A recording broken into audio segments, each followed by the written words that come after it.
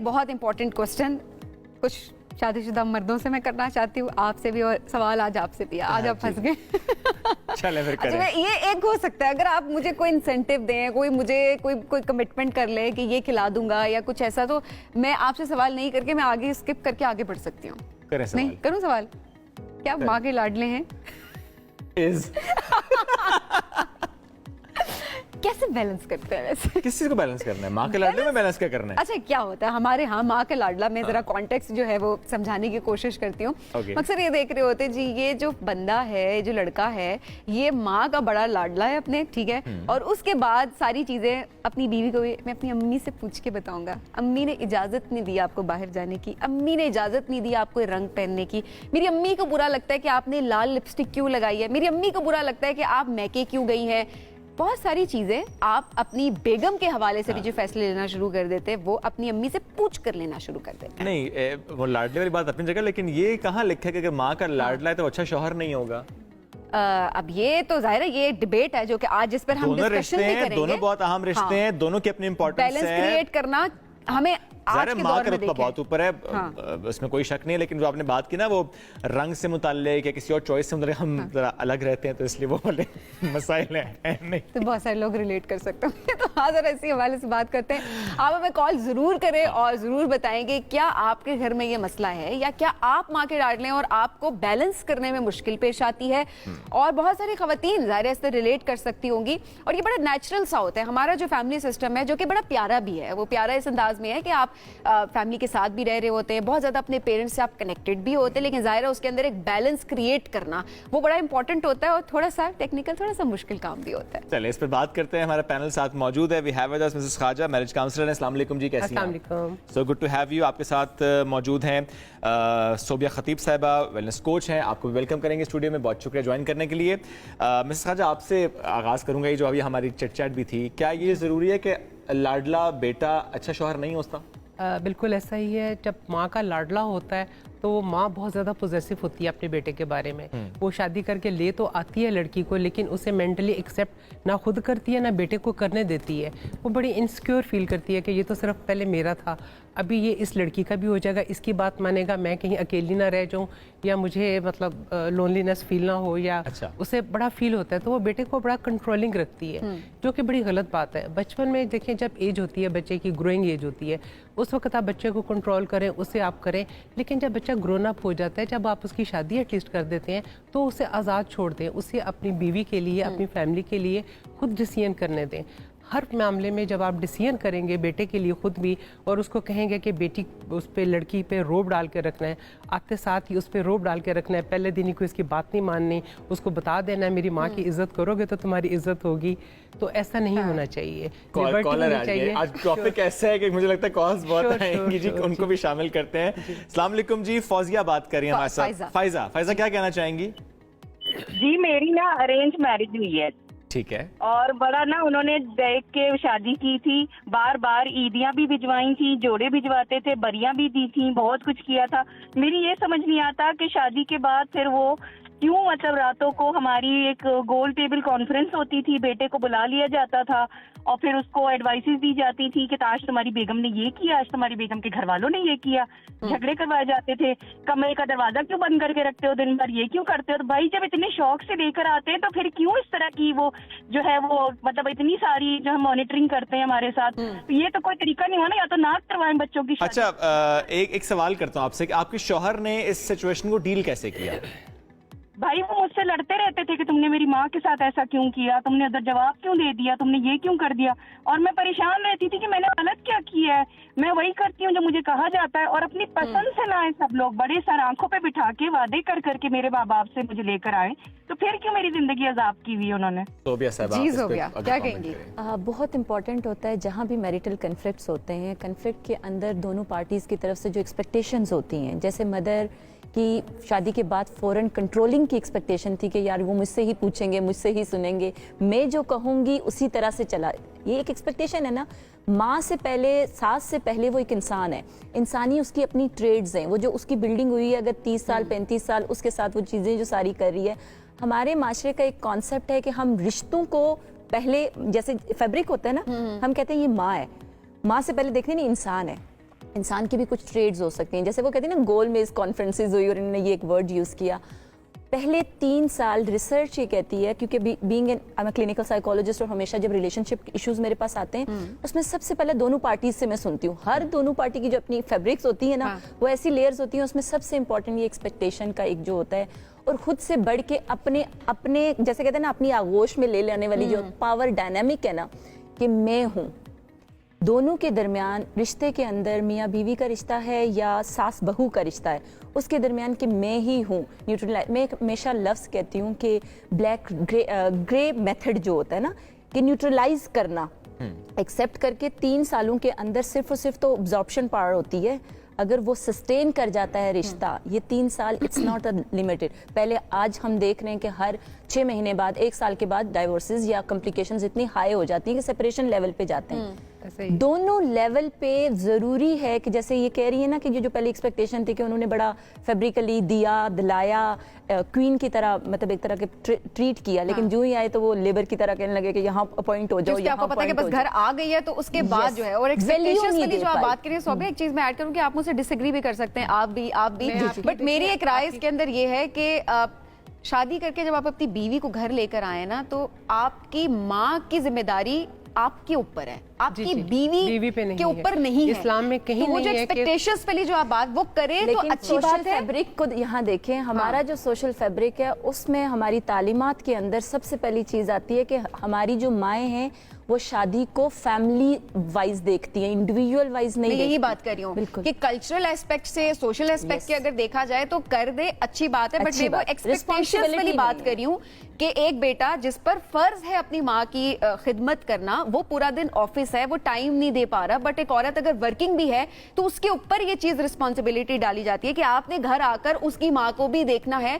तुम्हें एक एक्सपेक्टेशंस की, अगर वो एक्सपेक्टेशंस लेकर जाना, गिफ्ट लेकर जाना, करना चाहूंगी, प्यार से करती रही सब कुछ, आज आप कहती हैं कि वो माँ का ख्याल ना रखे। माँ का ख्याल बेटी बना के लाइए, इतने प्यार से लेकर आई और आप कहते हैं वो ख्याल ना रखे।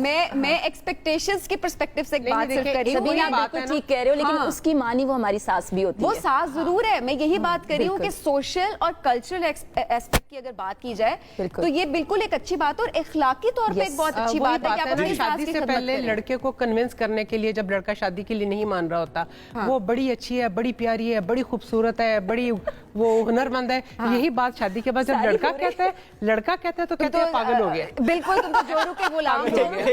कॉलर है हमारे साथ, खलील साहब हमारे साथ। खलील साहब अस्सलाम वालेकुम, क्या कहना चाहेंगे? जी वालेकुम सलाम, बहुत शुक्रिया शुएब साहब, और बड़ी अच्छी डिस्कशन हो रही है, स्पेशली बड़ा एक अहम सोशल इशू है जिसके ऊपर ये डिस्कशन हो रही है। यकीनन जो मदर्स हैं उनका जो है एक बहुत बड़ा किरदार है, स्पेशली अगर आप देखें उनका एक बहुत बड़ा रोल है एक बच्चे की जो है वो ग्रूमिंग के लिए, एक बच्चे की पर्सनैलिटी को डेवलप करने के लिए, और एक बच्चे की जो है आप समझ लें जिस तरह कहा गया है कि माँ जो है वो एक बच्चे की पहली दरगाह होती है। जब बच्चे की बर्थ होती है उसके बाद एक वाइट पेपर है बच्चा, और उसके ऊपर किसी किस्म की लाइन अगर आप कुछ भी अगर लिखना चाहेंगे तो सबसे ज्यादा ये बात अहम है, लेकिन वो चाहे फिर माँ चाहे बच्चों की माँ, दोनों इंपॉर्टेंट है। आप सवाल करें अगर कोई। बिल्कुल जी बिल्कुल इस किस्म का है। और दूसरा ये है कि उसमें अगर देखें तो उनकी पर्सनैलिटी को डेवलप करने के लिए सबसे ज्यादा किरदार माँ का ही होता है। माँ जो है एक बच्चे को कॉन्फिडेंस देती है, मैनर्स सिखाती है। ठीक है, जाहिर है वो बड़ी इंपॉर्टेंट है। सॉरी, लेकिन मैं अभी भी इस पे मेरा एक राय है कि वो माँ पहले बीवी भी थी।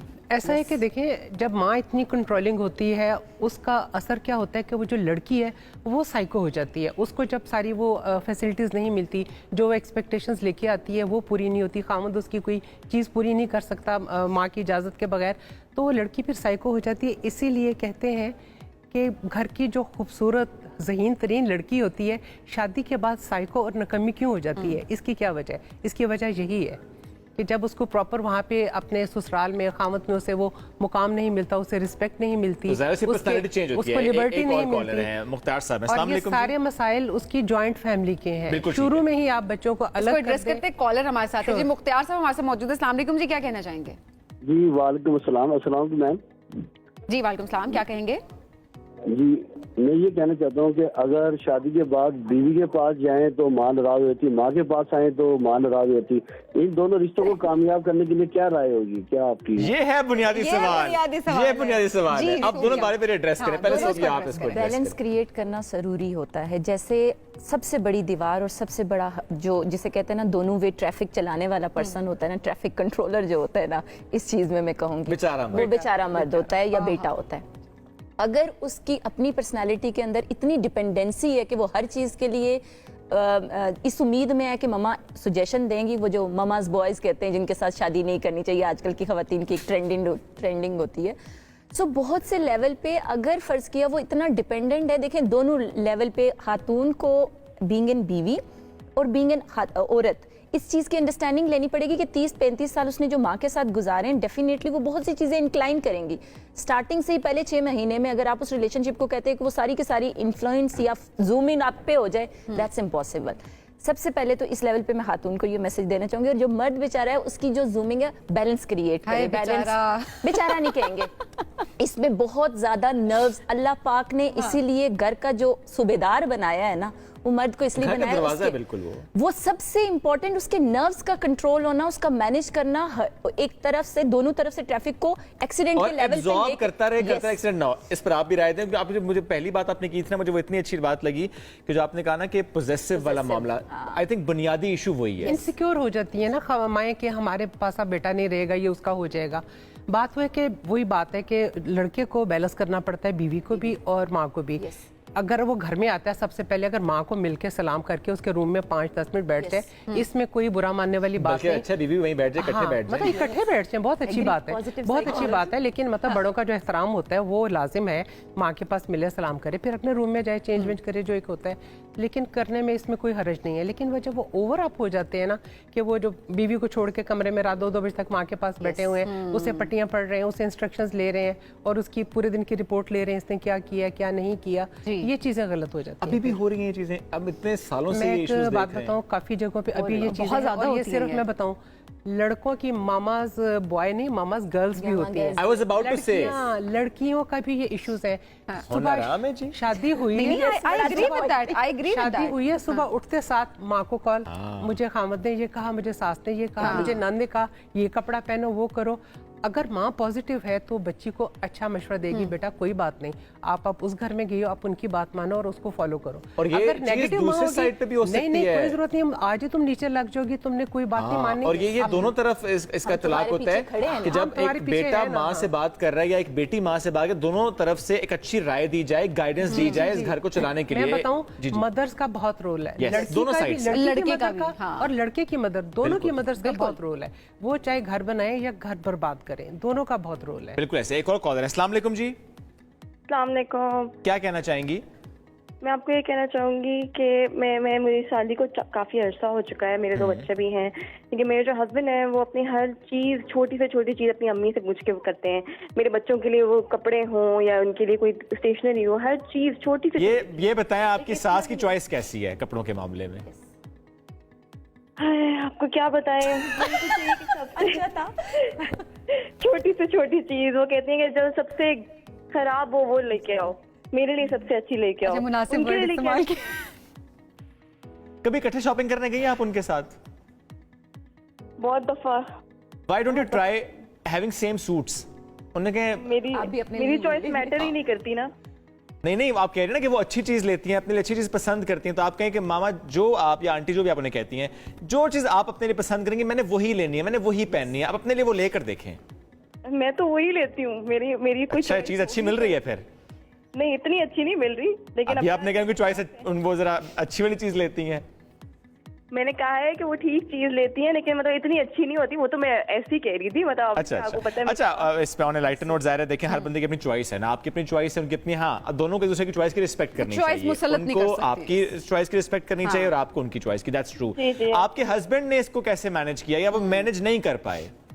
वो मैनेज नहीं कर पाए थे, वो कह रहे चुपचाप सुन लो, वो सही कह रही है, वो बड़ी है, मैं फिर सुन ही लेती हूँ और क्या।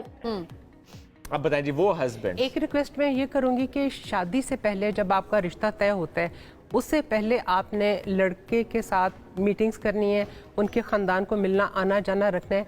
आपको अंदाजा हो जाएगा कि ये लड़का इंडिपेंडेंट कोई डिसीजन करने वाला है। लाइक शादी से पहले जो बच्चे मिलते हैं, बात करते हैं कि आप कॉफी पे जा सकते हैं कि नहीं पीने के लिए, या ये बात वो बात, आपको पता चल जाता है कि अगर ये बच्चा जो है मामाज बॉय है तो आप ऐसे रिश्ते को बिल्कुल मत। फिर अगर ठीक करने के लिए ये है कि आपको फिर कपल काउंसलिंग करनी पड़ेगी। लड़की भी चाहे लड़का भी चाहे, दोनों कपल काउंसलिंग करें। खाली ये ज्यादा मुनासिब बात है, बजाय ऐसे कि आप कहेंगे इनकार कर दो, फिर प्यार हो जाए किसी मामाज बॉय से किसी लड़की को, तो क्या करें बेचारे। हाँ, हो जाए तो फिर उसे उन्हें कपल काउंसलिंग करनी पड़ेगी। एक कॉलर है जब हमसे बात करते हैं, मोहम्मद फारूक के फैसलाबाद से। अस्सलाम वालेकुम जी, क्या कहना चाहेंगे? जी, मैं कहना चाह रहा हूँ कि हमारे यहाँ जो मसला है वो मदर फिक्सिंग है। मदर फिक्सिंग से undue favour to the child. Mother fixing means undue favour to the child, इधर मेल और फीमेल। तो इस बात से वो ना मॉम बॉयज की जो स्टोरी है वो यही है कि वो हर इश्यूज पर उसको अपने साथ रखती है, उसके अपने सबॉर्डिनेट बनाकर रखती है, यानी अपना बेटा नहीं बनाकर रखती, उस सबॉर्डिनेट बनाकर मेरे हुक्म की आपने तामील करनी है। सो पेरेंट्स की ये पर्सनल जो है लाइबिलिटी है कि उसकी एडवाइस करें। जब आपकी शादी होनी है, आप अपनी मिसेस का, अपने बेबी स्पाउस का पूरी तरह ख्याल रखें। ये नहीं है। ठीक है, ये पॉइंट आ गया, वक्त बड़ा मुख्तसर है। अब जो हम काउंसलिंग, इंडिपेंडेंट होते हैं, जो मतलब डिपेंडेंट होते हैं पेरेंट्स पे, वो बच्चे ज्यादा होते हैं मामाज बेबी, क्योंकि उन्हें पता होता है कि माँ को नाराज किया, बाप को नाराज किया तो घर से निकाल देंगे, या हमारा वो मतलब जो एक्सपेंसेस जो है वो नहीं बेयर करेंगे।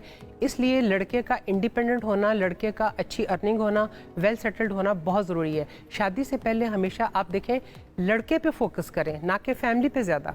लड़का अगर इंडिपेंडेंट है, उसमें हाँ, उसमें अगर वो एबिलिटीज़ हैं, उसमें पोटेंशियल है, तो लड़के को देखें। बाप चाहे उसका जर्नैल भी है, उससे कोई फ़र्क नहीं पड़ता। लड़के में खुद गट्स होने चाहिए जिसके साथ अपनी ज़िंदगी गुजारनी है।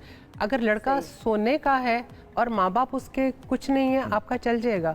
अगर माँ बाप उसके सोने के हीरे भी है ना, लड़का अगर कुछ नहीं है तो आपकी जिंदगी हेल है। अच्छा, आप क्या टिप्स देंगे? बहुत इंपॉर्टेंट है। देखिए हमारे यहाँ अब काफी हद तक जो पढ़ी लिखी क्लास है वो शादी से पहले आती है, प्री मैरिटल काउंसलिंग करवाती है, और फैमिली को साथ लेके आया कोई आज तक? हाँ, फैमिली के साथ आती है, और ये बहुत अच्छी एक पॉजिटिव, इवन सासें खुद लेके आ रही होती हैं कि हम ये बच्ची सिलेक्ट करें, इन दोनों को बिठा के देख लें। और ये ट्रेंड बहुत अच्छा है। पहले एक गाइडेंस, न्यूट्रल पर्सन की जो प्रोफेशनली इस चीज में, उसे इवन हमारे बड़ा जो कोई बैठ जाता है और देखता है कि यार इन दोनों की आदत किस हद तक मैच करती हैं।